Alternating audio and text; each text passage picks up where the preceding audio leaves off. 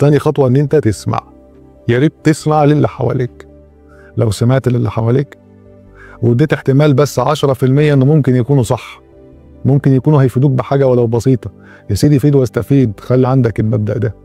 دي تاني خطوة ممكن تعملها، ان انت تتعافى من القصة دي، فتبدأ تبقى دخلت وسط الناس تاني، والناس تبدأ تقبلك وتتعامل وتاخد وتدي مع الناس بدل ما تبقى قاعد لوحدك. ففعلا بشوف من اكتر الحاجات القاسية على اي بني ادم انه يتعامل مع شخص اناني ما بيشوفش غير نفسه، يهلكك وياخد منك قدر استطاعته ومش عايز يديلك اي حاجة حتى لو في مقدرته. وفي النهاية بقول لكل شخص اناني وهو عارف نفسه كويس، بطل تفرض سيطرتك على الناس، مش هتستفيد حاجة، الناس هتبعد عنك.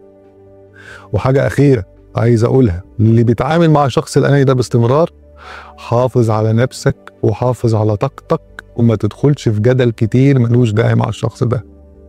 ابعد محبة تزداد محبة. وسلام.